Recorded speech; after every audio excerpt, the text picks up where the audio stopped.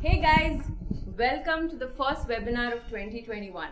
Well, 2020 has been challenging for all of us. It has kept us home and it has made us rethink our eating habits. Well, 2021 has come with a lot of positivity, and I'm sure most of you have set your goals for yourselves, and especially weight loss goals. Yes, the burning topic of everybody's mind is always weight loss. Well, do you think weight loss will solve the problem? What about losing fat? What about having pain-free periods? What about a clear skin, having good stools, not having to be constipated, not having to take medication for migraine headaches, irregular periods, feeling bloated after every meal? These are the issues that we need to address rather than just focusing on weight loss. Well, most of the clients that come to me, they all have the above issues along with being overweight. Now the focus has to shift from losing weight to getting fit. Those who follow me, read my posts on Facebook, Instagram, and watch my webinars and videos, you know I focus on sustainable eating. Well, today I will be discussing 5 points that you need to remember so that you and your eating habits get better, you start losing weight and also start getting fit. Well, no starving, no crash diets, no juice diets, no low carb diets, no low fat diets to lose weight. Let me tell you about a girl who came to me a few months back. She was 18 years of age and she weighed about 87 kilos.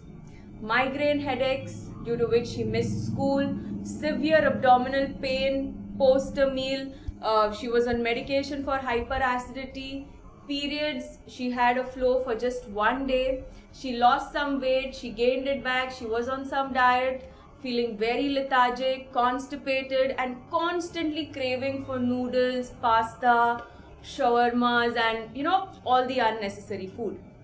Well, she was in a diet to lose weight.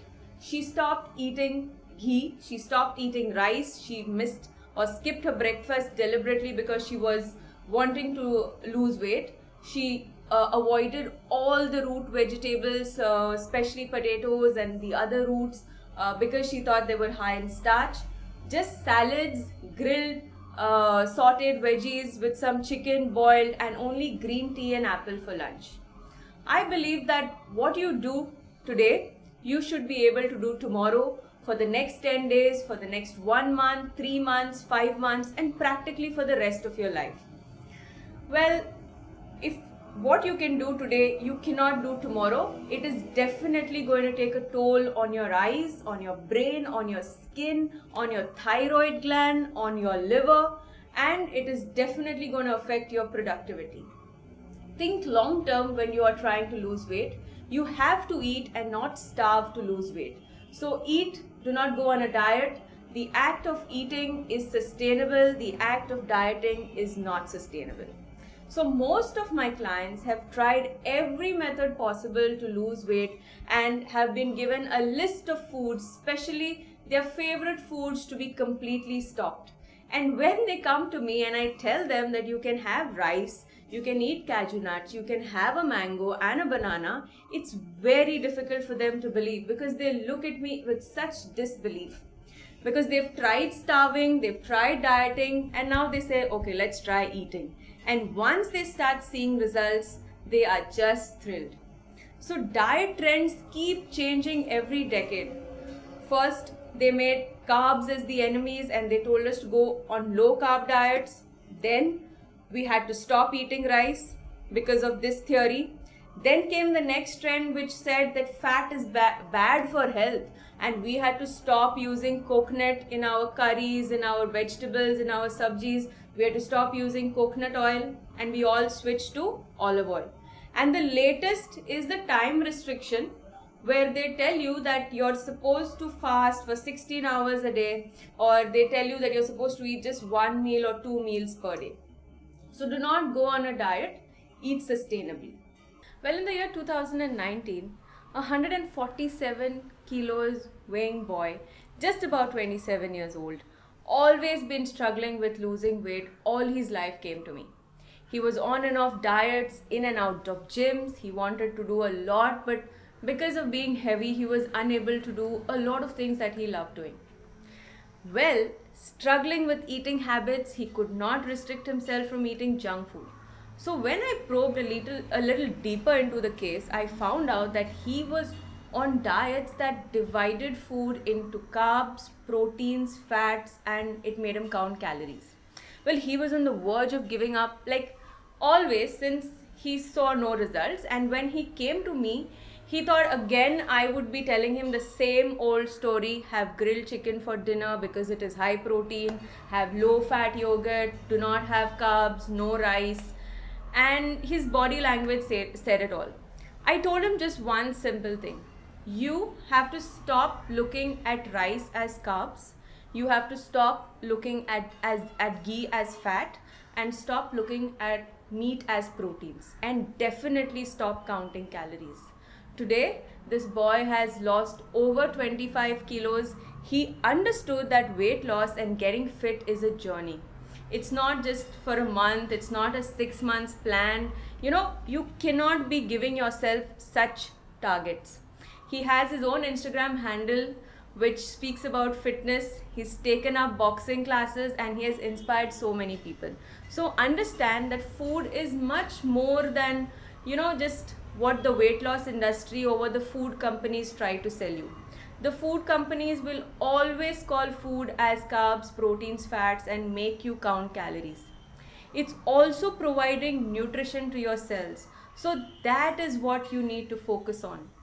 Because when you do not consume the right kind of food, there is a tendency for your body to store fat. Okay?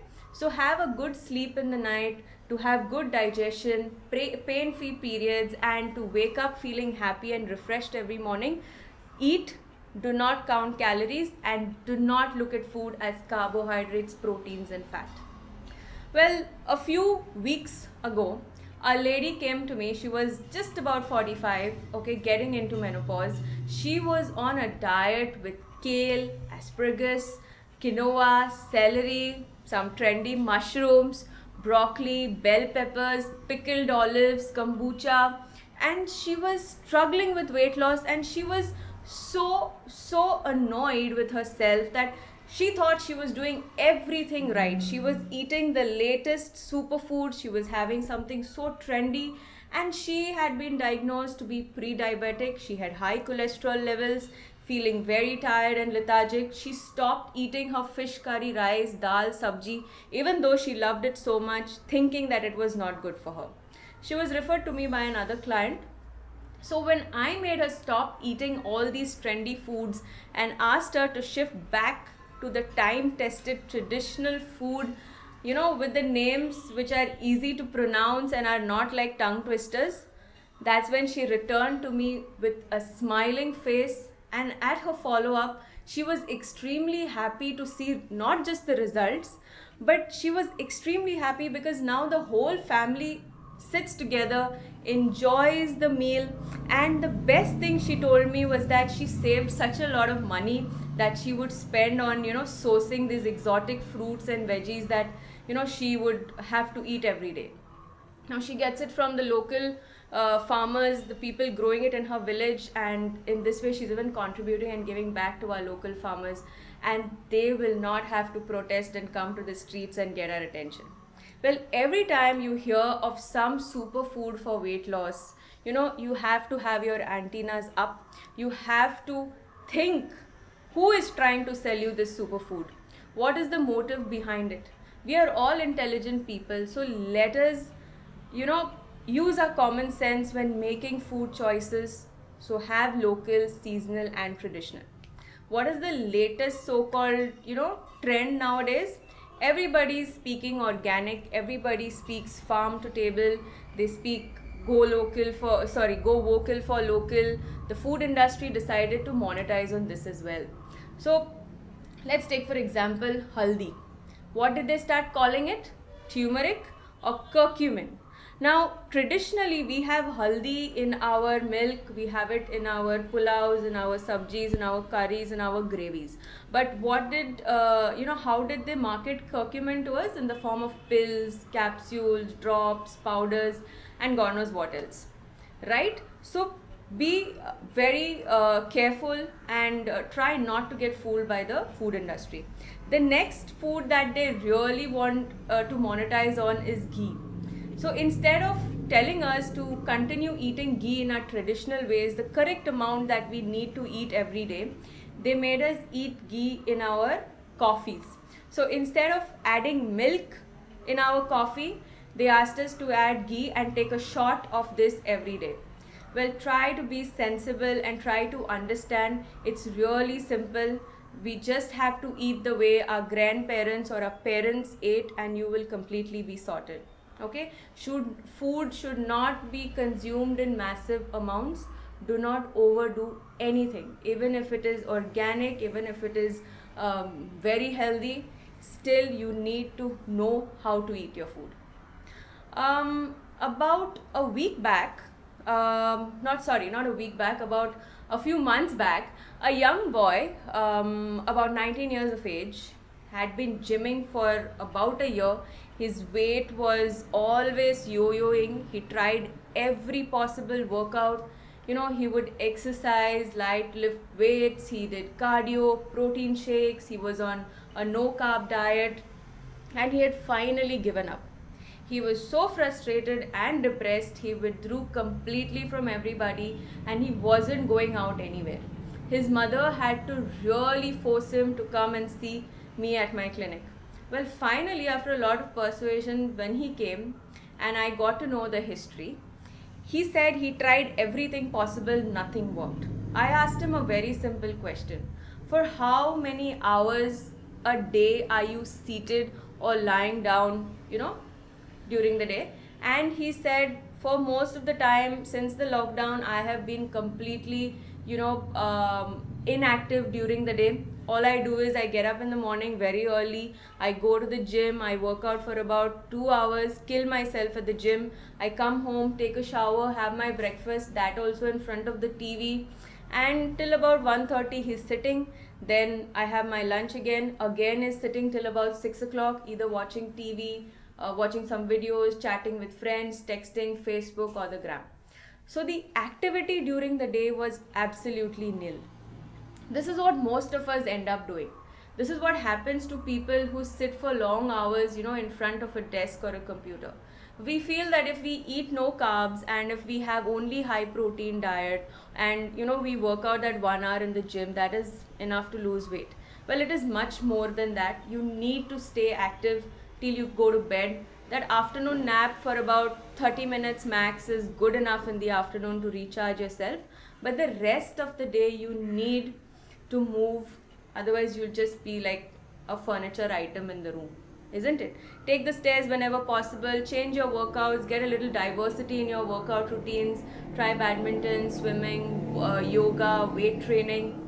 Alright, well, a little bit about weight training here for women. Now, most women, including me, there was a point in my life where I would shy away from lifting weights and I would feel that it would bulk me up like a man. Well, this is a misconception. The bulky masculine structure of a man is because of the male hormones in him. So when a lady lifts weights, your body gets a lot leaner, you lose stubborn fat, muscles get tighter, and above all, the best effect is that the insulin sensitivity comes in. So girls, especially with hormonal imbalance, endocrine issues like hypothyroid, infertility, PCOD, endometriosis, get into strength training and weight training. Well, I know most of you have logged into this, webinar today to know if I'm going to tell you about some superfoods or, tell you a secret for weight loss. Well, I'm going to reveal 4 secrets to weight loss today, and most of you will be, shocked. Some of you a little disappointed to know that, it is so simple to have a good body and to stay fit. Well, the first and my favorite, most important food on anybody's weight loss superfood is rice. Yes, rice. Now, India grows over 1,000 different varieties of rice, and when people go on a diet, they are asked to stop eating rice. The first thing that happens when you stop eating rice is that your hair starts losing its texture, you start losing your hair. Okay, most of us have got digestive issues like constipation, and one very important symptom that comes up is sugar cravings. Now when I say sugar cravings, it does not really mean that you're going to grab a cookie or a chocolate or a cake or a pastry. You may also have cravings to go and have a pizza, burger, shawarma, things like that. Why does this happen? Now let me explain to you what rice can really do to your gut. Well, it is a probiotic. Yeah, it will feed on all the good bacteria that live in your gut, and your good bacteria, once it is well fed and if it is diverse, then this bacteria will improve your metabolic rate. So after a meal, you will not feel like eating something sweet. Your hair will get its luster back, it will nurture your hair, and it has such a good impact on your digestion because rice is easy to digest. The assimilation of nutrients and excretion of toxins becomes much easier for you. Well, eating foods that are difficult to digest makes excretion of toxins very difficult, and that is why you are constipated when you do not eat rice. What type of rice should you eat? You should eat the local variety of rice. Now here in Goa we have this red rice that is available, the parboiled rice, so we should all be eating that. But if you are in any part of the country or any part of India where they grow rice, eat the local variety of rice, not the brown rice. Somehow we all seem to be obsessed with the word brown, aren't we? We have switched to having brown rice, brown sugar, brown bread. So do not fall for this. Have your local variety of rice. How to eat rice and when should I eat rice? You can have rice for lunch, you can have rice for dinner. Just see to it that when you have your dinner, it has to be an early dinner between 7:30 to 8:30. Okay, eat your rice with fish curry, you can have it with dal, you can make a khichdi, you can make curd rice, and very famous in Goa we have the pears and kanji, even that can be had for dinner. The second superfood that we all love so much and is my second favorite is coconut. Well, coconut goes into our curries, chutneys, sabjis, we make sweets, laddus, halwas, we've got coconut jaggery, coconut oil. Now, coconut is rich in fat and fiber.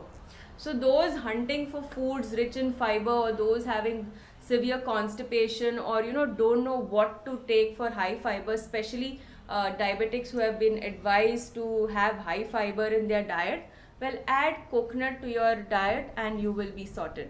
And it grows in our gardens, so that's the best thing to have. Okay, so also people who have sugar cravings, again, add coconut in your diet every day. Coconut has something called as medium chain triglycerides, so these help to reduce sugar cravings. It increases good cholesterol, improves skin, hair, and it is very smooth on your digestion. So because it is high in sufficient fiber and fats. Well, the third very important food that I recommend to all my clients, they could be thyroid, or they could be PCOD, or they could be diabetics, is ghee.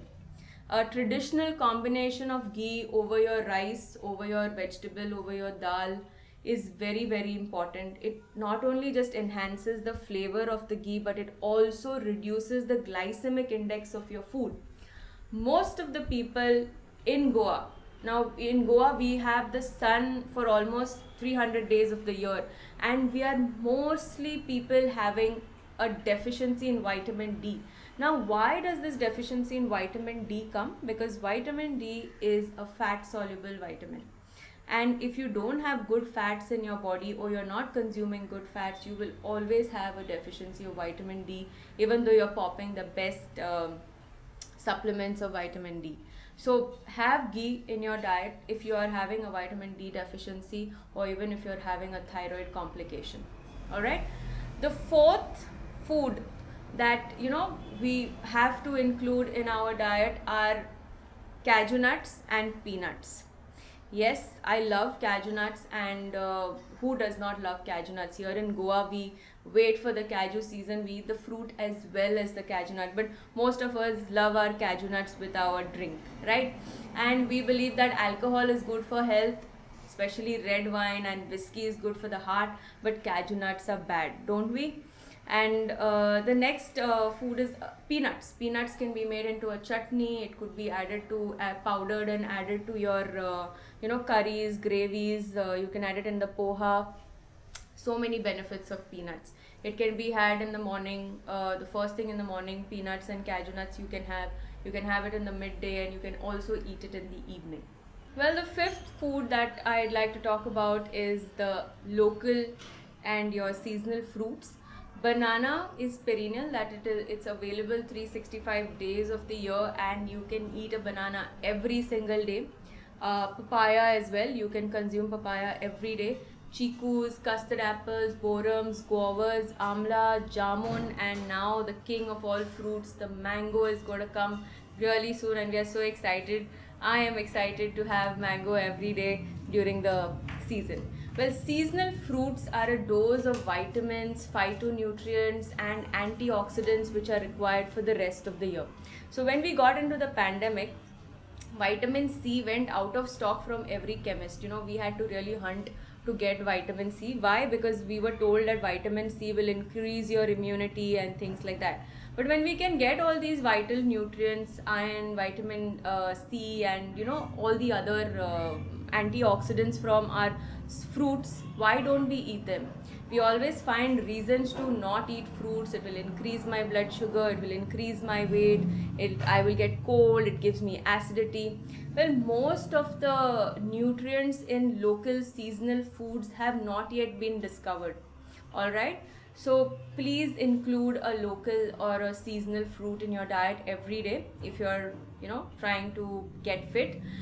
Do not juice your fruits. I would say cut your fruits and eat them, or directly bite them and eat them. And yes, this is the best thing to be done. So rice, ghee, seasonal fruits, peanuts, cashew nuts, and coconut are the best thing for your health. Well, I've come to the end of my topic. Thank you very much for attending today's webinar, and stay tuned for more. To know more about me, you can follow me on my Instagram page, that is Sensible Eating, or on my Facebook page, Dr. Joline's Clinic, or visit my website drjoline.com. Thank you.